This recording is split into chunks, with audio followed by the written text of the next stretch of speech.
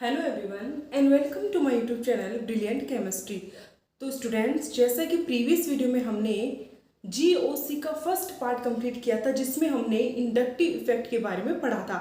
आज हम करेंगे जीओसी का सेकंड पार्ट जिसमें हम पढ़ेंगे रेजोनेंस इफेक्ट के बारे में। तो स्टूडेंट्स, आज के इस लेक्चर वीडियो में हम ये देखेंगे कि रेजोनेंस क्या होता है, इसके क्या इफेक्ट होते हैं। तो चलिए देखते हैं हम रेजोनेंस। तो सबसे पहले क्वेश्चन आता है, व्हाट इज रेजोनेंस। रेजोनेंस क्या होता है? So it is the phenomena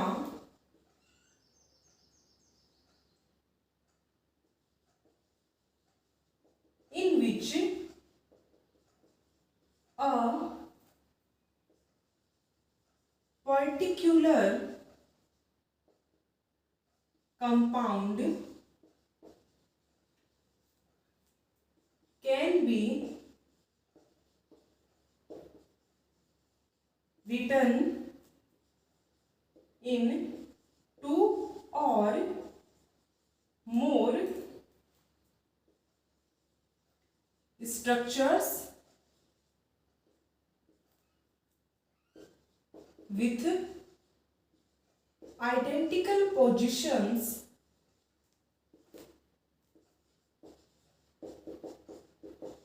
of atoms.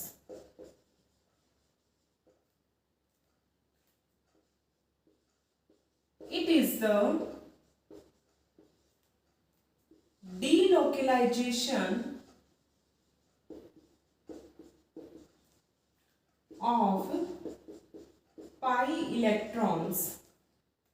तो सबसे पहले बात आती है कि रेजोनेंस इफेक्ट क्या होता है।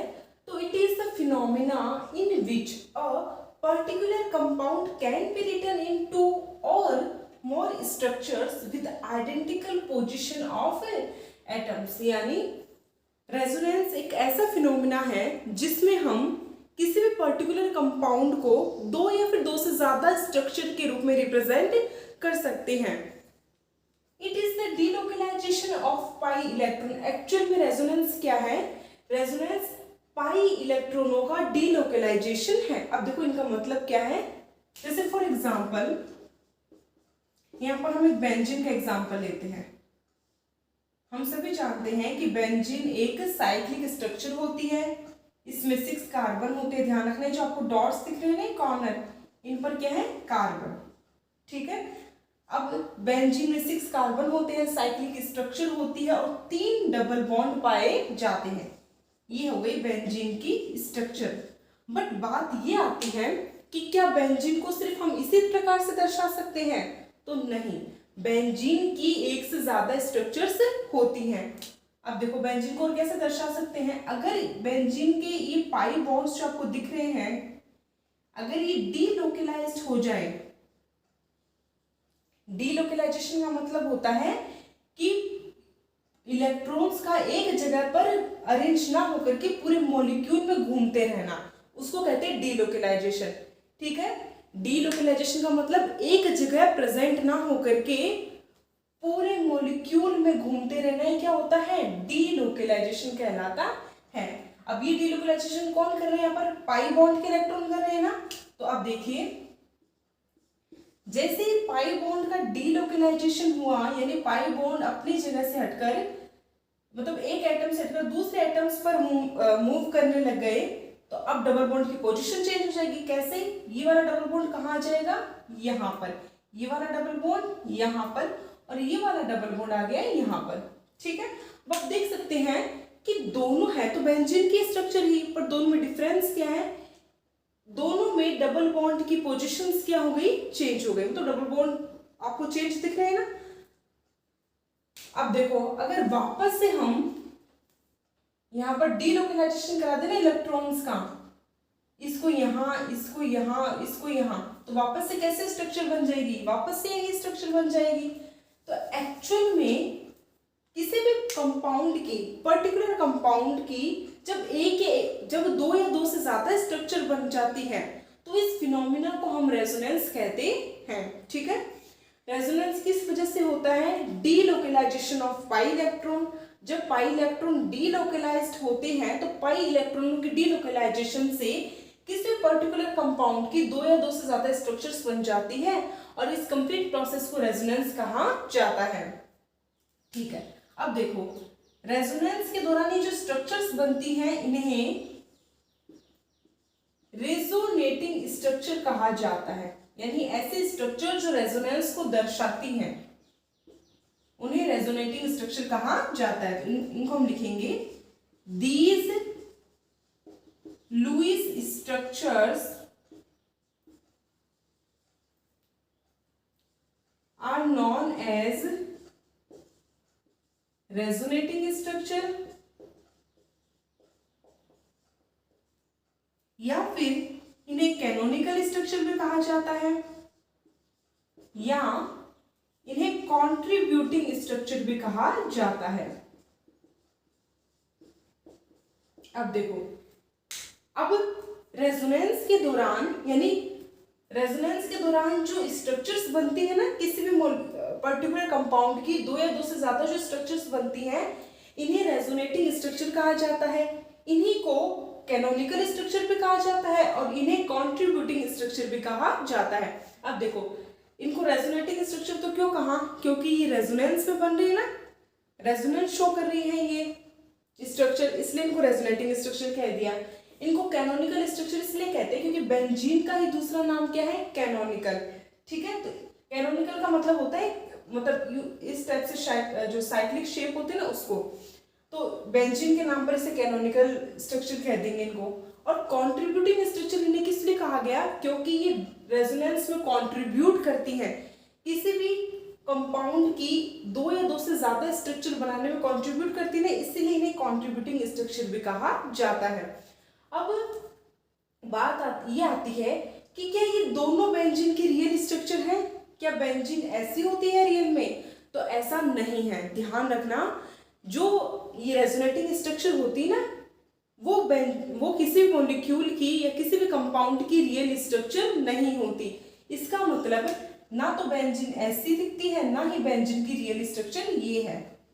That means these resonating structures are hypothetical.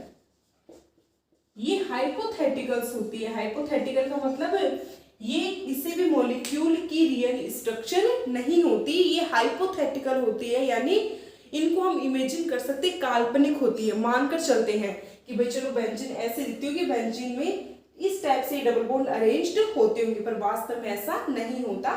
ये सिर्फ इमेजिन, हमने इमेजिन कर रखा है ऐसा, ये काल्पनिक है, हाइपोथेटिकल है।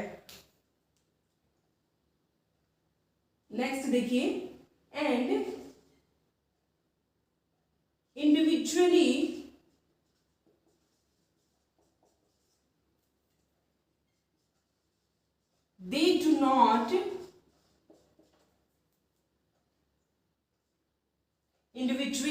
they do not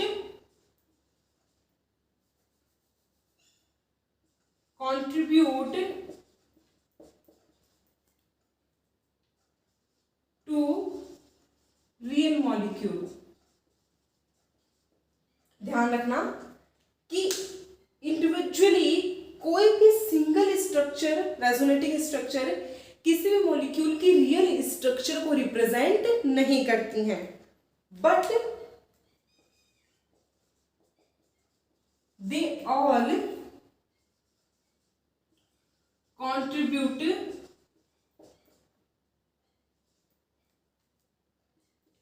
to the real structure.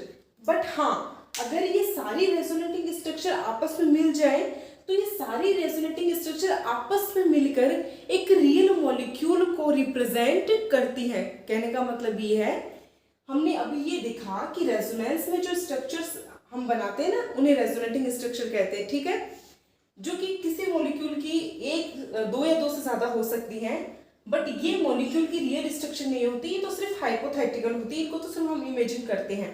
और पर्टिकुलर इंडिविजुअली यानी सिंगल कोई भी एक स्ट्रक्चर मॉलिक्यूल की रियल स्ट्रक्चर को नहीं समझा सकती, बट अगर सारे रेजोनेटिंग स्ट्रक्चर आपस में मिल जाए तो ये एक रियल स्ट्रक्चर को रिप्रेजेंट करती है, कंट्रीब्यूट करती है, which is called resonance hybrid, जिसे रेजोनेंस हाइब्रिड कहा जाता है।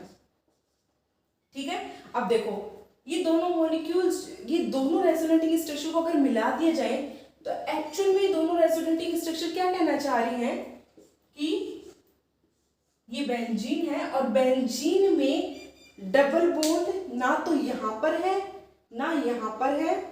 ठीक है ना, एक्चुअल में बेंजीन में तो तीनों डबल बॉन्ड हर एटम पर, प्रत्येक एटम पर प्रेजेंट रहते हैं, घूमते रहते हैं, यानी बेंजीन में हर कार्बन एटम पर डबल बॉन्ड प्रेजेंट है, डबल बॉन्ड की कोई फिक्स्ड जगह नहीं है, यानी ना तो बेंजीन की ये रियल स्ट्रक्चर है ना ही ये। एक्चुअल में बेंजीन की रियल स्ट्रक्चर क्या है, ये, जो कि हमें ये बताती है कि बेंजीन में डबल बॉन्ड की जगह फिक्स्ड नहीं है। बेंजीन में तो डबल बॉन्ड पूरी रिंग में प्रत्येक एटम पर, ठीक है ना, प्रत्येक कार्बन एटम पर प्रेजेंट रहते हैं। इसे कहते हैं रेजोनेंस हाइब्रिड। और वास्तव में देखा जाए तो ये किसी मॉलिक्यूल की एक्चुअल स्ट्रक्चर होती है। ठीक है, अब थोड़ा सा ध्यान दीजिए, रेजोनेटिंग स्ट्रक्चर को या फिर रेजोनेंस को डबल हेडेड एरो से, डबल हेडेड यानी ये डबल हेडेड एरो से दर्शाया जाता है, यानी रेजोनेटिंग स्ट्रक्चर को तो हम डबल हेडेड एरो से दर्शाएंगे और रेजोनेंस हाइब्रिड को 3 लाइन से रिप्रेजेंट किया जाता है। तो एक्चुअल में इस कंप्लीट प्रोसेस को ही रेजोनेंस कहा जाता है। अब इनमें नेक्स्ट पॉइंट आता है, resonance hybrid is more stable then resonating structures. इसका मतलब कि जो रेजोनेंस हाइब्रिड होता है वो मोर स्टेबल होता है रेजोनेटिंग स्ट्रक्चर से। जैसे कि अभी हमने बेंजीन के केस में देखा था ना कि ये तो क्या थी, बेंजीन की रेजोनेटिंग स्ट्रक्चर थी, जिनमें हुआ क्या है, सिर्फ डीलोकलाइजेशन हुआ है पाई बॉन्ड के इलेक्ट्रॉन का। पाई बॉन्ड ने इस तरह से क्या कर लिया, डीलोकलाइजेशन कर लिया, अपनी अपनी पोजीशंस चेंज कर ली, जिससे रेजोनेटिंग स्ट्रक्चर बन गई बेंजीन की। और ओवरऑल रेजोनेटिंग स्ट्रक्चर क्या दर्शा रही है कि डबल बॉन्ड पूरी रिंग में घूमता रहता है, पर्टिकुलर किसी एक जगह फिक्स्ड नहीं रहता। इनको तो हमने क्या कहा था, रेजोनेटिंग स्ट्रक्चर, और इसे हमने क्या कहा, रेजोनेंस हाइब्रिड। रेजोनेटिंग स्ट्रक्चर किसी मॉलिक्यूल की हाइपोथेटिकल स्ट्रक्चर होती है, यानी रियल नहीं होती, और रेजोनेंस हाइब्रिड एक्चुअल स्ट्रक्चर होती है। ठीक है, अब इसमें कहा गया है कि रेजोनेंस हाइब्रिड मोर स्टेबल होता है रेजोनेटिंग स्ट्रक्चर से। इसका रीजन क्या है, ये देखिए, रेजोनेंस हाइब्रिड की जो एनर्जी होती है ना वो कम होती है और रेजोनेटिंग स्ट्रक्चर की एनर्जी हाई होती है, ज्यादा एनर्जी होती है इनकी। एक चीज आप हमेशा ध्यान रखना, जब जिस भी मॉलिक्यूल की एनर्जी हाई होगी ना वो मॉलिक्यूल हमेशा अनस्टेबल होगा। ध्यान रखना, जिस भी मॉलिक्यूल की एनर्जी ज्यादा होगी वो मॉलिक्यूल हमेशा अनस्टेबल होगा, और जिसकी एनर्जी लेस होगी, कम होगी, वो मॉलिक्यूल ज्यादा स्टेबल होगा। ठीक है, अब चूंकि रेजोनेंस हाइब्रिड की एनर्जी कम होती है इसलिए ये ज्यादा स्टेबल होता है, और रेजोनेटिंग स्ट्रक्चर की एनर्जी ज्यादा होती है इसीलिए ये लेस स्टेबल होता है। इसका मतलब कि किसी भी मॉलिक्यूल की जो एक्चुअल स्ट्रक्चर होती है ना वो उसकी स्टेबल स्ट्रक्चर होती है और रेजोनेटिंग स्ट्रक्चर लेस स्टेबल होती है। ये हमने देख लिया। अब इसी में एक अलग से कॉन्सेप्ट आता है रेजोनेंस एनर्जी। रेजोनेंस पे बेस्ड एक कॉन्सेप्ट और आता है, रेजोनेंस एनर्जी क्या होती है। अब देखो, अभी हमने क्या कहा कि रेजोनेंस हाइब्रिड की एनर्जी कम होती है और रेजोनेटिंग स्ट्रक्चर की एनर्जी ज्यादा होती है। तो इन दोनों की एनर्जी के बीच में जो डिफरेंस पाया जाता है, इन दोनों के बीच में जो एनर्जी का डिफरेंस पाया जाता है ना, उसे रेजोनेंस एनर्जी कहा जाता है। अब देखो एक चीज और ध्यान रखना कि जितनी भी रेजोनेटिंग स्ट्रक्चर बनती है ना किसी भी कंपाउंड की, वो सारी की सारी इक्वली रेजोनेंस हाइब्रिड में कंट्रीब्यूट नहीं करती। कहने का मतलब ये है, यहाँ पर एक चीज आप नोट कर लेना स्टार लगा के, कि मोर स्टेबल रेजोनेटिंग स्ट्रक्चर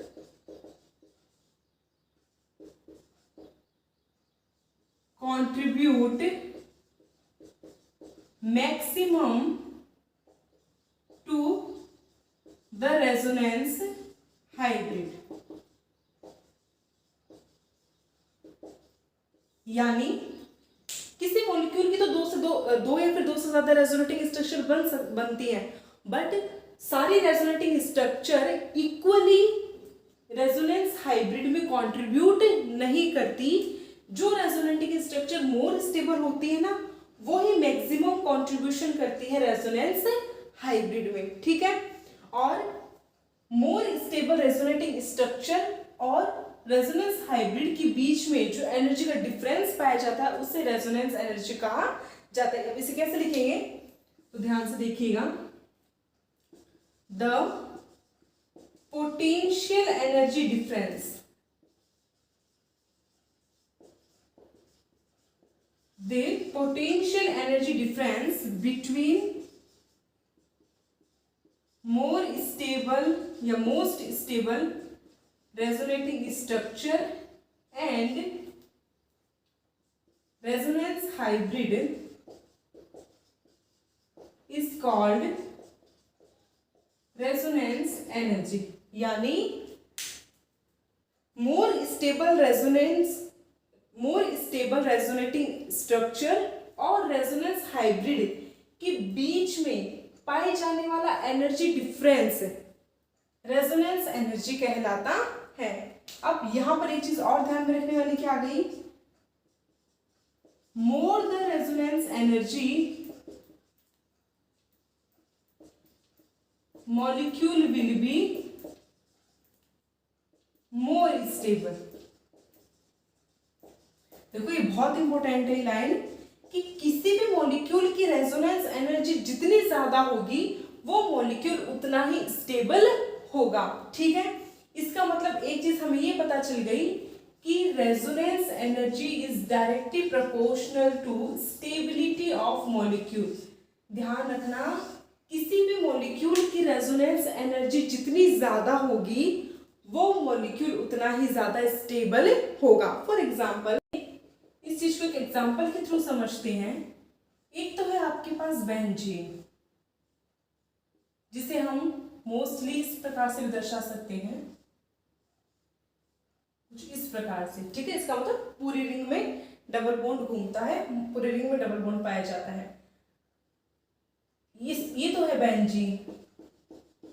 और एक तरफ हम लेते हैं पीरिडीन। अब पीरिडीन किसको कहते हैं, अगर बेंजीन रिंग में एक नाइट्रोजन आ जाए ना, इसे क्या कहा जाता है, इसे पीरिडीन कहा जाता है। फिर से सुनो, पीरिडीन किसे कहते हैं। देखो अगर बेंजीन रिंग में एक नाइट्रोजन आ जाए ना, तो नाइट्रोजन वाली इस रिंग को पीरिडीन कहा जाता है। अब बेंजीन की रेजोनेंस एनर्जी होती है 36 किलो कैलोरी, ठीक है। और पीरिडीन की रेजोनेंस एनर्जी होती है ऑलमोस्ट 28 किलो कैलोरी, ठीक है। अब दोनों में से ज्यादा स्टेबल कौन होगा, आपसे पूछ ले, स्टेबिलिटी ऑर्डर पूछ ले कि बताइए बेंजीन और पीरिडीन इन दोनों में ज्यादा स्टेबल कौन है, तो आप कैसे बताएंगे। तो अभी हमने क्या देखा, एक चीज आप ध्यान में रख लेना कि resonance energy is directly proportional to stability. किसी मॉलिक्यूल की जितनी ज्यादा रेजोनेंस एनर्जी वो मॉलिक्यूल उतना ही ज्यादा स्टेबल। चूंकि बेंजीन की रेजोनेंस एनर्जी पीरिडीन से ज्यादा होती है, इसलिए बेंजीन मोर स्टेबल होती है कंपेयर टू पीरिडीन। अब देखो यहाँ से क्वेश्चन भी आ सकता है, यहाँ से मतलब एमसीक्यू भी बन सकता है। एमसीक्यू क्या बन जाए, आपको बेंजीन दे दे, पिरिडीन दे दे और आपसे पूछ ले कि विच ऑफ द इनमें से कौन सी structure, which of the following is more stable, ठीक है, तो आंसर क्या होगा, बेंजीन। अगर क्वेश्चन ऐसा आ जाए कि benzene is more stable then pyridine, why, इसका रीजन क्या है, तो इसका रीजन क्या होगा कि बेंजीन की रेजोनेंस एनर्जी, चूंकि बेंजीन में रेजोनेंस पाया जाता है ना, तो यहाँ पर रेजोनेंस एनर्जी काम में लेंगे हम। चूंकि बेंजीन की रेजोनेंस एनर्जी पिरिडीन से ज्यादा होती है, इसीलिए बेंजीन मोर स्टेबल होती है पिरिडीन से। आई होप आपको ये कंसेप्ट अच्छे से समझ में आ गया होगा। तो चलिए आगे हम देखते हैं कि हमें कैसे पता चलेगा कि रेजोनेंस कहाँ कहाँ पर पॉसिबल है, रेजोनेंस के लिए कंडीशन क्या क्या होंगी देखते हैं। कंडीशंस फॉर रेजोनेंस, कि रेजोनेंस के लिए क्या क्या कंडीशंस होनी चाहिए।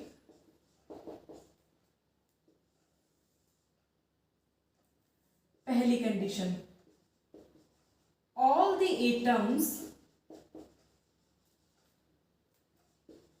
participating in resonance must be sp और sp2। पहली कंडीशन तो ये है। सेकेंड कंडीशन क्या है, molecule must have conjugate system. देखो अब आपको इन दोनों कॉन्सेप्ट को बहुत ही अच्छे से समझना है, ठीक है। पहला कॉन्सेप्ट क्या कह रहा है कि all the atoms participating in resonance, यानी वो सारे एटम जो रेजोनेंस में पार्टिसिपेट करते हैं या पार्टिसिपेट कर रहे हैं, मस्ट बी sp और sp2, उनका हाइब्रिडाइजेशन sp और sp2 होना चाहिए। इसका मतलब सिंपल सी बात है कि उस मॉलिक्यूल के पास या तो डबल बॉन्ड होना चाहिए या फिर ट्रिपल बॉन्ड होना चाहिए, ठीक है। ध्यान रखना, मॉलिक्यूल क्या होना चाहिए, मस्ट बी, एटम के पास मतलब एटम कैसा होना चाहिए, या तो sp हाइब्रिडाइज्ड यानी उसके पास ट्रिपल बॉन्ड होना चाहिए, या फिर sp2 हाइब्रिडाइज्ड होना चाहिए यानी उसके पास डबल बॉन्ड होना चाहिए। Second condition, molecule must have conjugate system. Underline this word, conjugate system. देखो कॉन्जुगेट सिस्टम किसको कहते हैं, ध्यान से देखना।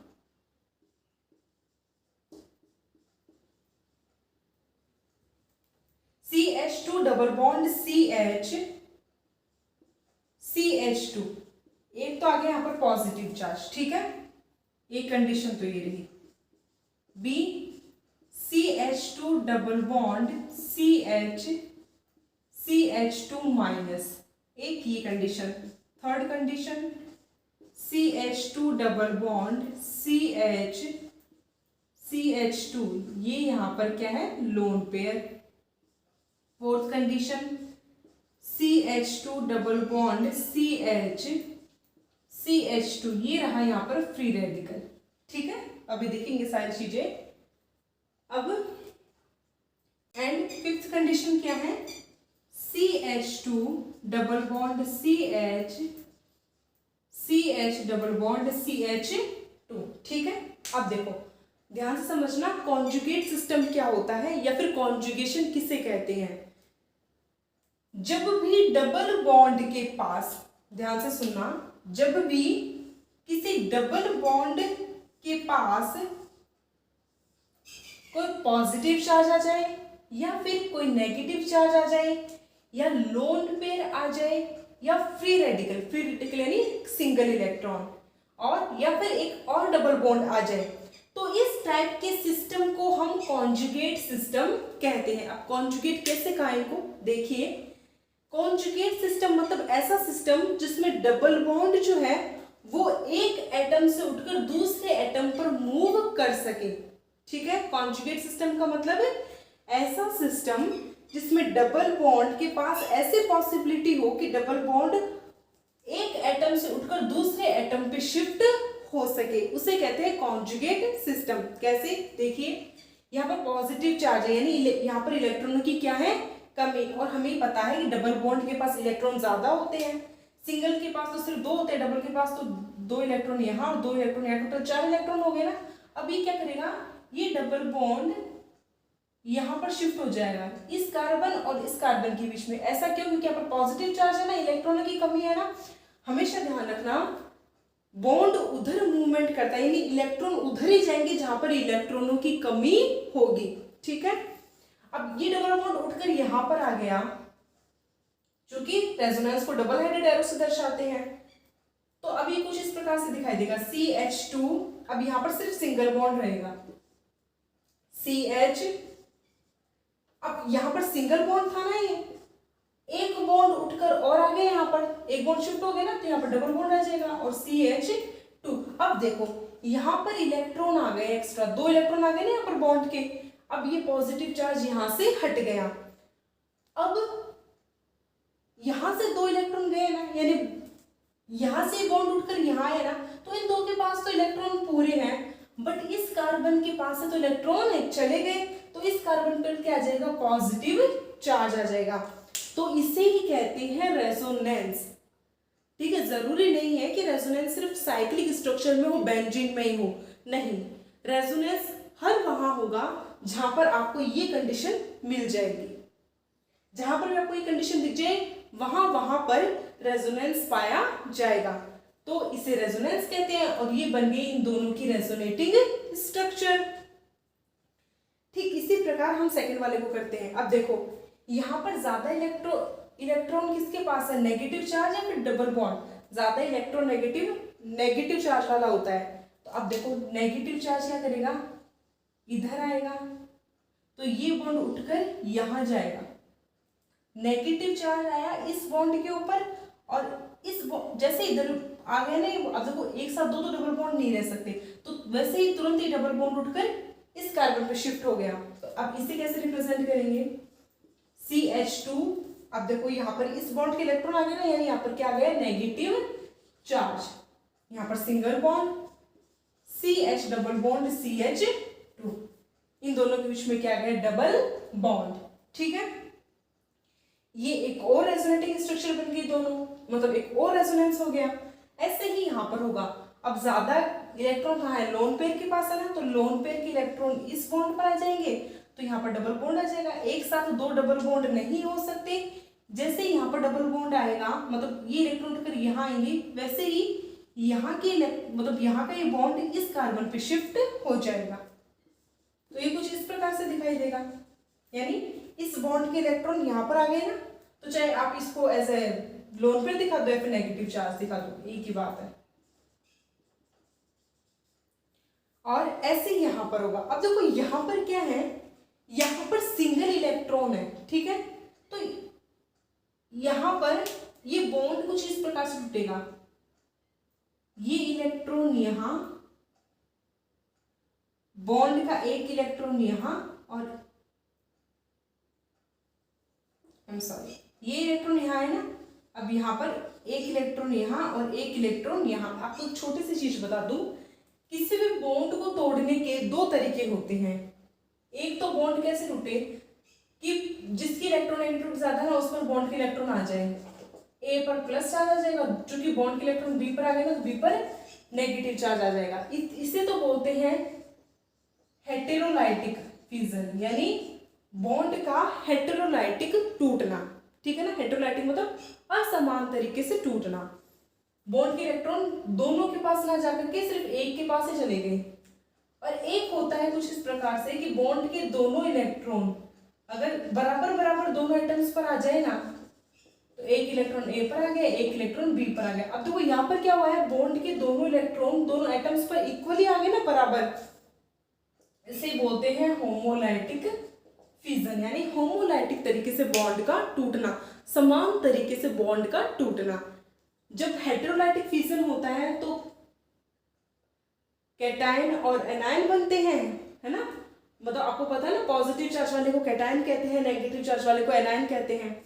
और जब होमोलाइटिक फिजन होता है ना, बॉन्ड के इलेक्ट्रॉन दोनों बराबर बराबर आ जाए दोनों एटम पर, तो इनसे फ्री रेडिकल बनते हैं। फ्री रेडिकल किसे कहते हैं? किसी भी एटम पर अगर सिंगल इलेक्ट्रॉन आ जाए ना तो उसको क्या बोलेंगे? Free radical. अब देखो, अब यहाँ पर कैसे मूवमेंट होगा? ये फ्री रेडिकल इस बॉन्ड पे आया, जैसे ये रेडिकल इस बॉन्ड पे आएगा वैसे ही ये वाला बॉन्ड टूट जाएगा, उसका एक इलेक्ट्रॉन यहाँ, एक इलेक्ट्रॉन यहाँ। तो देखो यहाँ पर 2 इलेक्ट्रॉन हो जाएंगे ना, एक इलेक्ट्रॉन तो यहाँ रहा, एक इलेक्ट्रॉन यहाँ रहा, यहाँ पर क्या बन जाएगा? डबल बॉन्ड बन जाएगा। देखो इस प्रकार से नहीं, तो ये दोनों इलेक्ट्रॉन मिलकर क्या बना लेंगे? डबल बॉन्ड बना लेंगे। तो ये भी क्या होगी? एक रेजोनेंस हो गया। पहले फ्री रेडिकल यहाँ था, अब फ्री रेडिकल कहाँ आ गया? इस वाले कार्बन पर आ गया ना, देखो। तो ये क्या है? रेजोनेंस ही तो है। यहाँ पर क्या हो रहा है? डबल बॉन्ड डीलोकलाइज्ड हो रहा है, अपनी जगह पर न रह करके दूसरे एटम्स पर मूव कर रहा है। सेम यहाँ पर होगा, ये डबल बॉन्ड अगर यहाँ जाएगा तो ये डबल बॉन्ड यहाँ चला जाएगा। It is also resonance.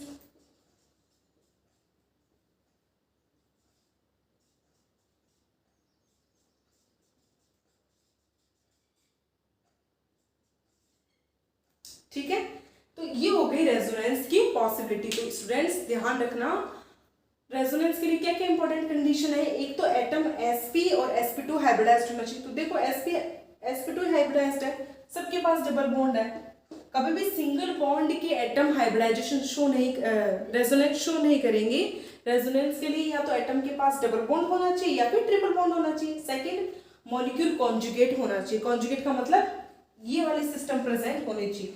अगर इन 5 में से कोई एक भी कंडीशन कहीं पर दी जाए ना, इसका मतलब वहां पर रेजोनेंस पॉसिबल है। रेजोनेंस के दौरान ये जो स्ट्रक्चर्स बनती है ना, इन्हें बोलते हैं रेजोनेटिंग स्ट्रक्चर्स।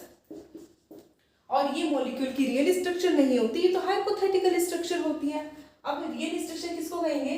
जैसे आपको मैं इसकी दिखाती हूँ, CH2 single bond CH single bond CH2। अब आप बोलेंगे कि मैंने यहाँ पर डबल बॉन्ड क्यों नहीं लिखा है? तो भाई डबल बॉन्ड कहाँ लगाऊं? पहले एक तरफ तो डबल बॉन्ड यहाँ है, दूसरी तरफ डबल बॉन्ड यहाँ है, तो दोनों साइड तो डबल बॉन्ड नहीं लगा सकते ना। इसका मतलब है ना तो डबल बॉन्ड यहाँ पाया जाता है इस मॉलिक्यूल में, ना ही यहाँ, बल्कि इस पूरे मॉलिक्यूल पर डीलोकलाइज्ड होता रहता है। तो ये क्या होगी? मॉलिक्यूल का रेजोनेंस हाइब्रिड। और एक्चुअल में यही इस मॉलिक्यूल की रियल स्ट्रक्चर होती है। ये ज्यादा स्टेबल होती है, रेजोनेटिंग स्ट्रक्चर कम स्टेबल होती है। तो स्टूडेंट्स हमने ये तो देख लिया कि रेजोनेंस क्या होता है, इसकी क्या कंडीशन। अब हम देखेंगे कि रेजोनेंस इफेक्ट कितने टाइप का होता है। Types of resonance effect. Resonance effect 2 types का होता है। First is plus R effect यानी plus resonance effect. Second one is minus R effect. अब देखो प्लस आर इफेक्ट किसे कहते हैं, माइनस आर इफेक्ट किसे कहते हैं, ध्यान से सुनना। प्लस का मतलब अभी देखो प्लस आर इफेक्ट हो चाहे माइनस आर इफेक्ट हो, ये ग्रुप के हिसाब से डिसाइड किए जाते हैं। ग्रुप के हिसाब से इनको प्लस आर या माइनस आर कहा जाता है। कैसे? अगर किसी भी एटम से ऐसा ग्रुप जुड़ा हुआ है जो रिलीज करता है इलेक्ट्रॉन को, इलेक्ट्रॉन डोनेट करता है मॉलिक्यूल को, ठीक है ना, यानी किसी भी मॉलिक्यूल से या किसी भी एटम से, एटम लिख दो आप, तो अगर किसी भी मॉलिक्यूल या किसी भी एटम से कोई ऐसा ग्रुप जुड़ा हुआ है जो उसको इलेक्ट्रॉन डोनेट कर रहा है, तो ऐसे तो इस प्रकार से लगने वाले इफेक्ट को तो प्लस आर इफेक्ट कहेंगे। और अगर किसी एटम से या मॉलिक्यूल से ऐसा ग्रुप जुड़ा हुआ है जो इलेक्ट्रॉन को अपनी तरफ अट्रैक्ट करता है उस मॉलिक्यूल से,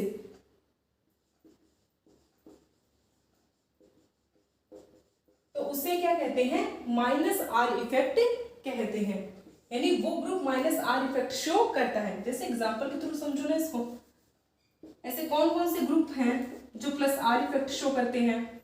तो देखो एक चीज बता दूं, अब ऐसा कौन सा ग्रुप होगा जो दूसरे एटम को या मॉलिक्यूल को इलेक्ट्रॉन देगा जिसके पास इलेक्ट्रॉन ज्यादा होंगे। अब इलेक्ट्रॉन ज़्यादा किस किस फॉर्म में हो सकते हैं, लोन पेयर की फॉर्म में हो सकते हैं। तो जिनके ऊपर लोन पेयर पाए जाएंगे, एक्स्ट्रा इलेक्ट्रॉन होंगे, वो प्लस आर इफेक्ट शो करेंगे, जैसे OH, क्योंकि OH के पास हमें पता है ना लोन पेयर होते हैं OR, SH, SR और Me, RnH2। ठीक है। अब माइनस आर इफेक्ट शो करने वाले ग्रुप कौन कौन से हैं, यानी ऐसे ग्रुप जिनको जो इलेक्ट्रॉन खींचते हैं अपनी तरफ, अट्रैक्ट करते हैं।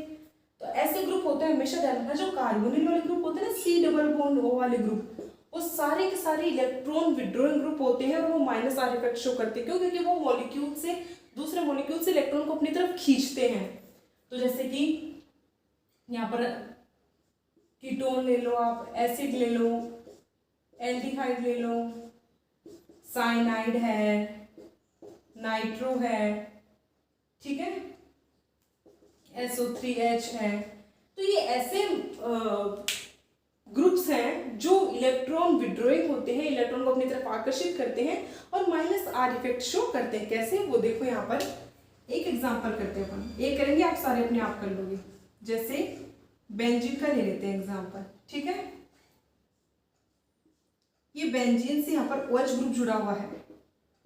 अब देखो, ये अगर किसी भी मॉलिक्यूल से ऐसा ग्रुप जुड़ा हुआ ना जिसके पास लोन पेयर है, तो वो अपने लोन पेयर को उस मॉलिक्यूल को डोनेट करेगा, ठीक है। तो उस मॉलिक्यूल पर पॉजिटिव, उस ग्रुप पर पॉजिटिव चार्ज आ जाएगा ना, जिसे प्लस आर इफेक्ट कहा जाता है। अब देखो, इसके पास लोन पेयर है तो ये अपने लोन पेयर यहाँ पर बेंजीन को डोनेट करेगा। अब बेंजीन को इलेक्ट्रॉन डोनेट किया तो यहाँ पर क्या आ गया, डबल बॉन्ड आ गया ना, क्योंकि 2 इलेक्ट्रॉन आ गए ना, एक इलेक्ट्रॉन यहाँ, एक इलेक्ट्रॉन यहाँ, तो डबल बॉन्ड आ गए। एक साथ 2 डबल बॉन्ड नहीं हो सकते। तो जैसे ही OH ने अपने इलेक्ट्रॉन यहाँ डोनेट किए, वैसे ही ये बॉन्ड के इलेक्ट्रॉन उठकर इस वाले कार्बन पर आ गया। अब भाई चूंकि रेजोनेंस है तो डबल हेडेड एरो से दर्शाएंगे। आराम से देखते चलो, आराम से हो जाएगा। अब यहाँ पर आ गया डबल बॉन्ड, ये OH और OH पर आ गया पॉजिटिव चार्ज। पॉजिटिव चार्ज क्या है, क्योंकि इसने अपने इलेक्ट्रॉन डोनेट कर दिए ना इस मॉलिक्यूल को, बेंजीन को, तो यहाँ पर डबल बॉन्ड बन गया और ये बॉन्ड उठकर इस वाले कार्बन पर आ गया ना, यानी इस पर कौन सा चार्ज आ गया, नेगेटिव, क्योंकि बॉन्ड के इलेक्ट्रॉन इस वाले कार्बन पे आ गए, बाकी के बॉन्ड ऐसे कैसे, ठीक है। अब चेक कर लो पॉसिबिलिटी की, रेजोनेंस होगा या फिर नहीं होगा। मैंने आपको पहले बताया था, अगर आपको lone pair, single bond, double bond दिख जाए तो वहां पर रेजोनेंस होगा। लोन पेयर आएगा सिंगल बॉन्ड के ऊपर और डबल बॉन्ड जाएगा दूसरे एटम पर, चला गया ना, रेजोनेंस हो गया। अभी भी रेजोनेंस की पॉसिबिलिटी है, चेक कर लो। Negative charge single bond double bond है भाई, ये नेगेटिव चार्ज उठकर यहाँ शिफ्ट हो जाएगा और ये वाला डबल बॉन्ड यहाँ शिफ्ट हो जाएगा इस वाले कार्बन एटम पर। अभी भी देखो रेजोनेंस की पॉसिबिलिटी है ना, तो क्या स्ट्रक्चर बन जाएगी,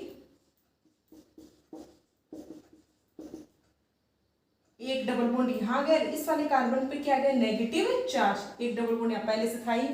वापस चेक कर लो कि रेजोनेंस की पॉसिबिलिटी है क्या, बिल्कुल है। Negative charge single bond double bond, अभी जो 5 पॉसिबिलिटी लिखी थी ना उसमें से चेक करना, negative charge single bond double bond हो तो रेजोनेंस होगा ही होगा। ये नेगेटिव चार्ज यहाँ और ये डबल बॉन्ड उठकर इस कार्बन पर आ गया, तो ये कुछ इस प्रकार से दिखाई देगा। अब देखो यहाँ पर एक डबल बॉन्ड बन जाएगा क्योंकि नेगेटिव चार्ज आ गया यहाँ पर, ये लो नेगेटिव चार्ज होगा तो 2 इलेक्ट्रॉन यहाँ पर आ गए, दोनों आपस में मिलकर एक डबल बॉन्ड बना लेंगे। अब इस वाले कार्बन पर नेगेटिव चार्ज आ गया, अभी भी पॉसिबिलिटी है क्या, चेक कर लो, बिल्कुल है। Negative charge single bond double bond, बिल्कुल है। ये नेगेटिव चार्ज इस वाले एटम पर आ जाएगा और यहाँ से बॉन्ड के इलेक्ट्रॉन वापस ऑक्सीजन के पास चले जाएंगे, तो यहाँ पर एक डबल बॉन्ड बन जाएगा और ये OH पर वापस क्या गए, इसके इलेक्ट्रॉन्स आ गए, तो ये हो गया रेजोनेंस। अब ये तो क्या है, सारी रेजोनेटिंग स्ट्रक्चर, इन सबको तो अपन क्या बोलेंगे, रेजोनेटिंग स्ट्रक्चर। ये मॉलिक्यूल की रियल स्ट्रक्चर नहीं है, रियल स्ट्रक्चर तो क्या है, जो अपन रेजोनेंस हाइब्रिड बनाते हैं ना वो। इसका मतलब ना तो डबल बॉन्ड यहाँ है और ना ही डबल बॉन्ड यहाँ है। एक्चुअल में डबल बॉन्ड कहाँ है, पूरी रिंग के अंदर प्रेजेंट है, और पूरी रिंग में कौन सा चार्ज घूम रहा था, नेगेटिव चार्ज ना, इसीलिए बीच में हम क्या लगा देते हैं, नेगेटिव चार्ज। और OH पर कौन सा चार्ज था, पार्शियली पॉजिटिव चार्ज। इस पर नाम पे दिखाओ तो चलेगा, आपको ये बताना जरूरी है। ये बन गया रेजोनेंस हाइब्रिड, और यही वास्तव में इस मॉलिक्यूल की रियल स्ट्रक्चर होती है। अब देखो, क्योंकि OH क्या कर रहा है, अपने इलेक्ट्रॉन बेंजीन रिंग को दे रहा है ना, इसलिए ये +R इफेक्ट शो करते हैं। अब -R कैसे शो करेंगे, एग्जाम्पल,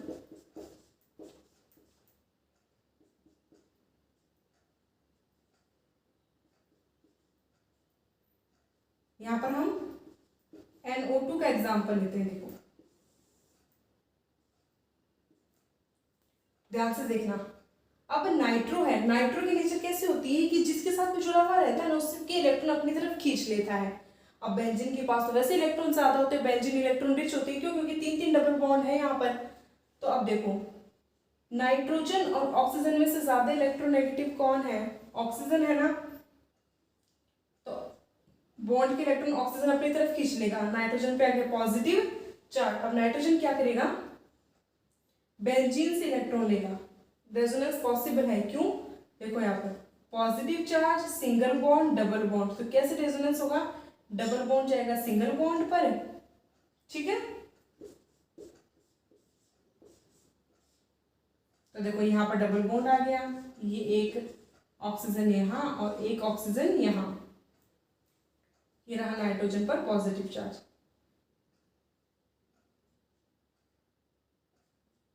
अब देखो, चूंकि यहां से इलेक्ट्रॉन उठकर यहां चले गए, तो यहाँ पर क्या गया, पॉजिटिव चार्ज आ गया।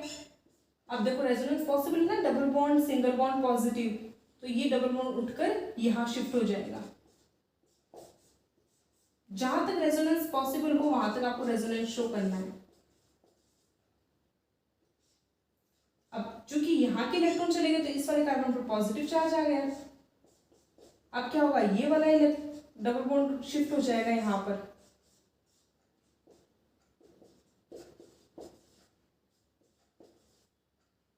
तो यहां पर पॉजिटिव चार्ज आ जाएगा। अब लास्ट ऑप्शन क्या है, double bond single bond positive, ये डबल बॉन्ड यहां आएगा और वापस नाइट्रोजन से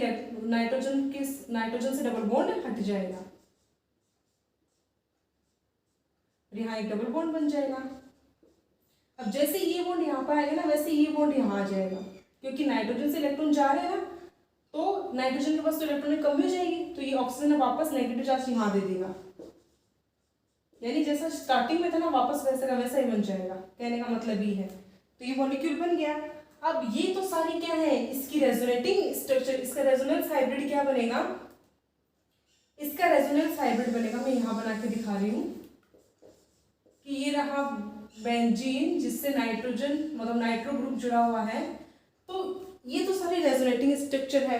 किसी भी एक भी एटम पर डबल बॉन्ड मतलब फिक्स्ड नहीं है, ठीक है ना। ये डबल बॉन्ड एक्चुअल में क्या हो रहा है, पूरी रिंग में चक्कर लगा रहा है। आप देख रहे हो ना, हर एटम पर डबल बॉन्ड जा रहा है, देखो हर एटम पे डबल बॉन्ड जा रहा है, डबल बॉन्ड घूमता रह रहा है, तो इसका मतलब पूरी रिंग पे डबल बॉन्ड चक्कर लगा रहा है। वास्तव में कौन से चार्ज डीलोकलाइज्ड हो रहा है, कौन सा चार्ज इस पूरी रिंग में घूम रहा है, पॉजिटिव, तो यहाँ पर बीच में क्या आ जाएगा, पॉजिटिव। इसे बोलते हैं रेजोनेंस हाइब्रिड, और ये होती है मॉलिक्यूल की रियल स्ट्रक्चर और स्टेबल स्ट्रक्चर। तो स्टूडेंट्स, जैसा कि आपने देखा, यहाँ पर नाइट्रो ग्रुप क्या कर रहा था, बेंजीन से इलेक्ट्रॉनों को खींच रहा था ना, तो इस पर नेगेटिव चार्ज आ रहा था ना इलेक्ट्रॉनों को खींचने से। तो ऐसे ग्रुप जो दूसरे मॉलिक्यूल से इलेक्ट्रॉनों को खींचेंगे वो हमेशा -R इफेक्ट शो करेंगे। एग्जाम्पल्स हमने देख लिए, तो अब चाहे इनमें से कोई सा भी एग्जाम्पल आ जाओ, तरीका यही रहेगा, ठीक है। तो इसी के साथ स्टूडेंट्स, आज हमने देखा रेजोनेंस इफेक्ट क्या होता है, और रेजोनेंस पूरा करके देखा कि रेजोनेंस को किस प्रकार शो किया जाता है। आई होप आपको ये पूरा लेक्चर समझ में आ गया होगा। अगर फिर भी ना समझ में आए तो वीडियो को दोबारा देखिएगा और पूरा देखिएगा। तो इसी के साथ कल फिर हम मिलेंगे और भी बहुत सारे जीओसी के अच्छे अच्छे कंसेप्ट्स को लेकर। सो इसी के साथ thanks for watching my video, thank you so much.